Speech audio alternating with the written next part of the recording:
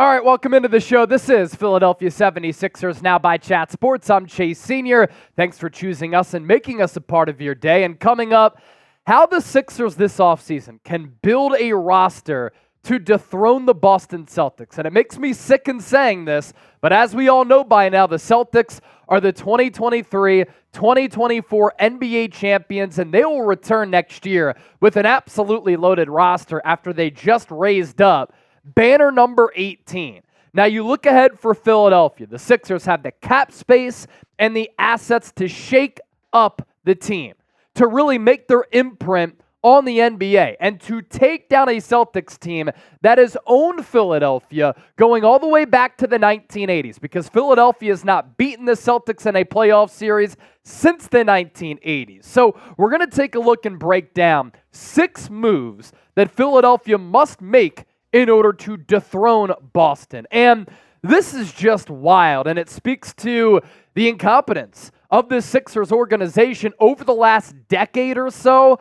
Since Joel Embiid's first game for the 76ers, the Celtics have made it to 6 Eastern Conference Finals, 2 NBA Finals, and after beating the Dallas Mavericks, taking Luka Doncic and Kyrie Irving down in 5 games, they now have an NBA championship, banner number 18 for Boston. And if you are with me, the Celtics, for me, the team that I hate the most in professional sports, and it's not even close. Boston over the Dallas Cowboys, over the New York Giants. I hate the Boston Celtics more than the Atlanta Braves, the New York Mets. It's not even close. If you're with me, I want you to hit that thumbs up icon and like the video. So as for those 6 moves to take down the Celtics, move number 1, Daryl Morey.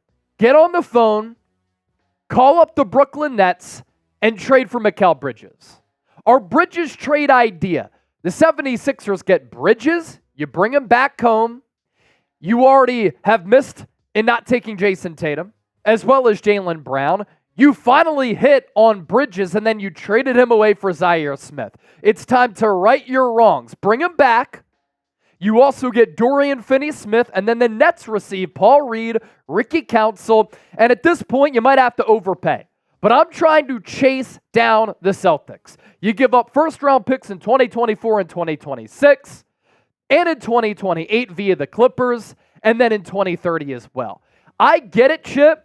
It's a lot of picks, but if you want to compete with Boston, and you want to make that Drew Holiday type of move, where you bring in a high-character player who's a very good defensive player, who fits in very well and is willing to sacrifice offensively, and you want to compete with Boston, it's the Bridges trade. Yeah, look, you want to compete with Boston, you're going to have to go all in. There's just nothing else you can say to it, right? So if you got to give up 4 first-round picks, I don't want to trade Paul Reed. I don't want to trade Ricky Council. I want both of them to be on this team next year. But you know what? If this is what it takes to go get a player like Bridges, who I think, out of all the options out there, fits the best and is cost-effective as well, I think you make the move. 4 first-round picks? Shoot, if they want 5 first-round picks, I'd do it. You do what you got to do to get players that can help you win and help you beat Boston. Philly needs a top-tier wing who can shoot the 3 and defend, and you get Mikal Bridges. And Dorian Finney-Smith is also a very good player and would probably start for this team. So I know it's a lot, and I know people in the comments might be saying, I don't want to give up 2 young players and 4 picks. But guess what? That's what these kind of players cost. The Nets have been not wanting to move Bridges. So if you come at them with this offer, they might just be willing to do it. Jason Tatum, 26 years old. Jaylen Brown, 27 years old. You need a player who can lock one, if not both of those players down throughout the course of a series, throughout the course of a basketball game. And Jaylen Brown wins NBA Finals MVP. His development has been incredible. And then Jason Tatum, in that Game 5, had one of his Mount Rushmore games. It's right up there with the way that he was distributing the ball, scoring the basketball, with what he did in Game 6 in the second round against Philadelphia last year. An excellent Jason Tatum game, and you get the Tatum/Brown stopper in Mikal Bridges. So would you do this trade? A for accept, D for decline. You're giving up a lot of picks. But again, the goal for today's show is to put together a team that can beat the Boston Celtics. Move number 2, in free agency, you signed Kentavious Caldwell-Pope. Now, Bridges is a very affordable player for the level of player that he is. So you're still going to have some money left over. And KCP is one of those glue guys. KCP is a player who can knock down threes. He's won a title. He can defend at a really high level. And you get a bunch of gritty guys who are willing to be slimy, get it out of the mud, and get over the fact that this Sixers organization has been full of perennial losers, and they haven't won any big games. I need some winners on my club. The Celtics, for a long time, with Jason Tatum, Jaylen Brown, they kept coming up short.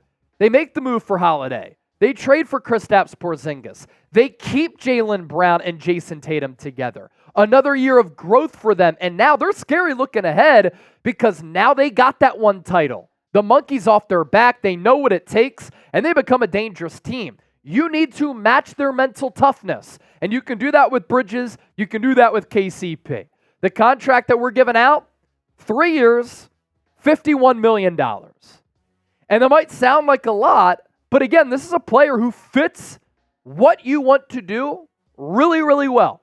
And you look at his numbers over the last 4 years, he's going to give you 10 to 13 points per game. He's going to shoot around 39, 40, 41, 42% from three and play really good defense. This is a player who in the last 3 years has averaged more than a steal per and is feisty on that end of the floor.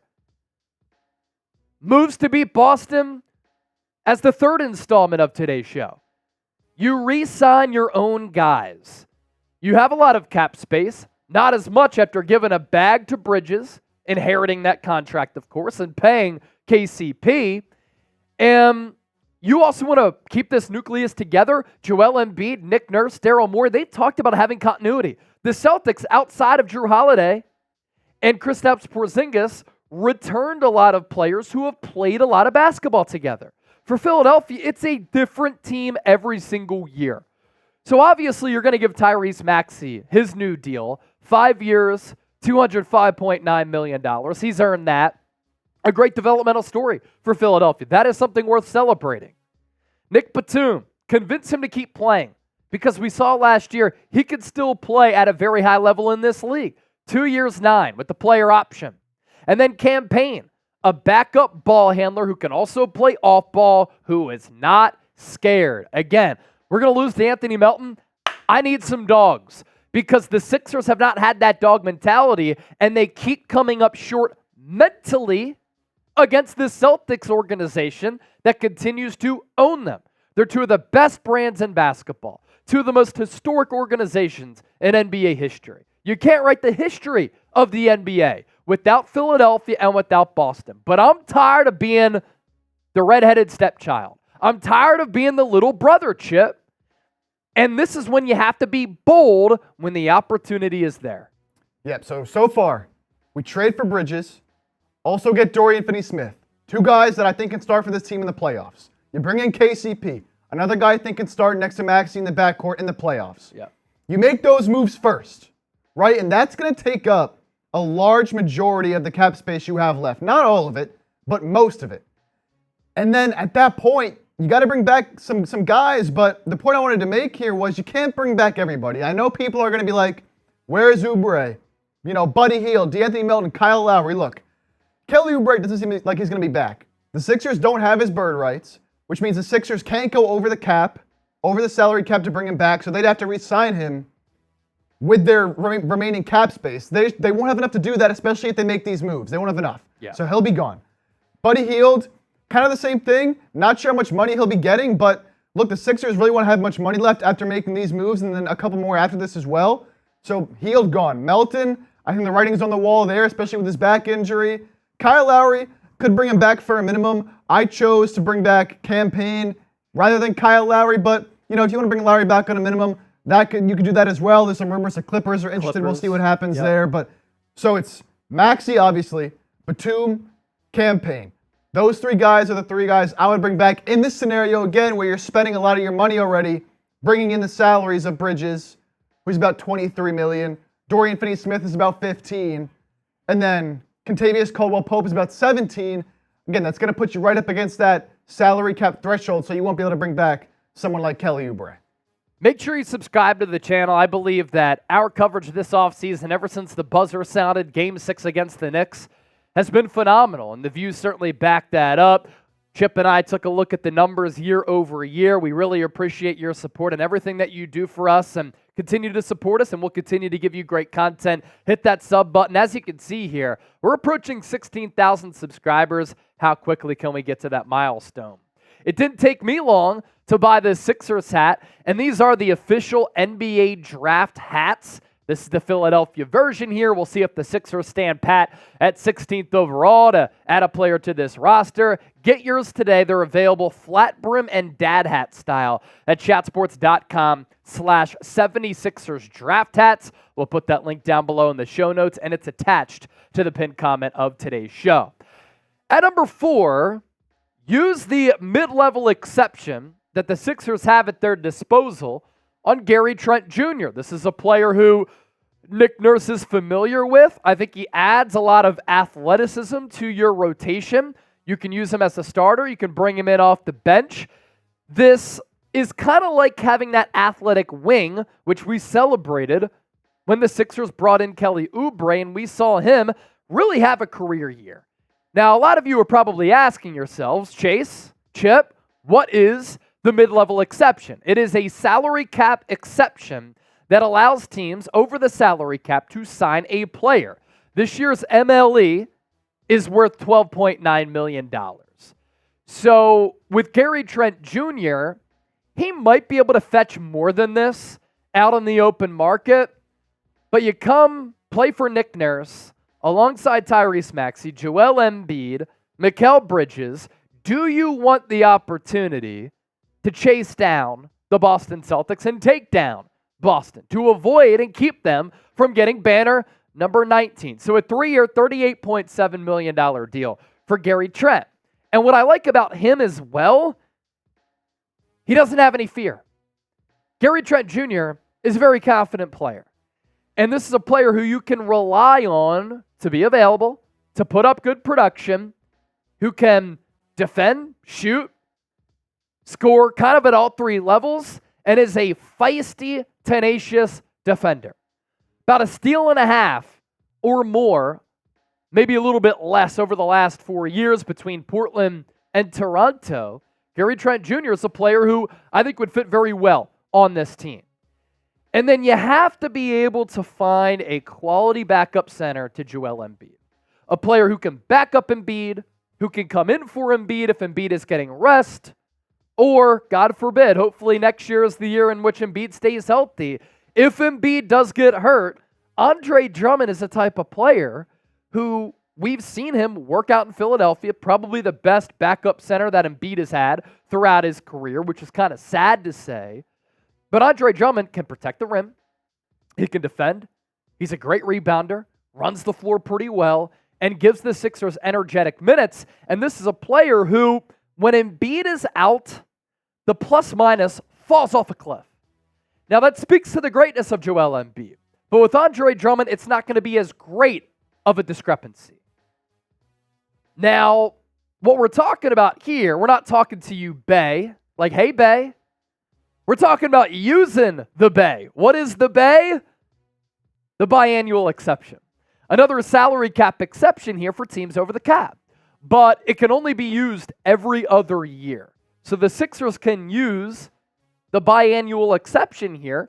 It's worth $4.7 million. So we hand out a 2-year, $9.5 million contract to Andre Drummond using the Bay. And over the last 4 years for Andre Drummond, look at what he did with Philadelphia and Brooklyn. He was a part of the James Harden-Ben Simmons trade. That year, he's averaging 8 points and 9 rebounds. Last year with Chicago, he's averaging 8.5 and 9 with about a steal per game. He can block shots, get in the way of passing lanes, make things difficult for the opposing offense. And too often, backup centers behind Embiid have been a traffic cone. And on offense, they don't add anything. With Andre Drummond, putbacks, dunks, lobs, he at least can give you that. So then your potential rotation becomes Tyrese Maxey, Kentavious Caldwell-Pope, Mikal Bridges, Dorian Finney-Smith, Joel Embiid. That's your starting lineup there. And at times, you can start Gary Trent Jr. if KCP needs a night off. Nick Batum can start. We've seen him be successful in that role.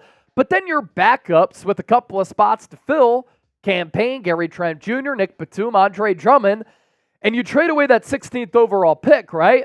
You still have that second-round pick at number 41.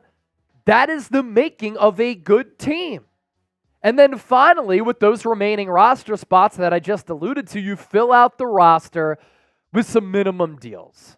And the minimum targets that you could target, players with playoff chops, with a lot of experience, who are willing to crawl in the foxhole with you in order to dethrone the Celtics. Jay Crowder, Torrey Craig, bring back Thaddeus Young, he's still going.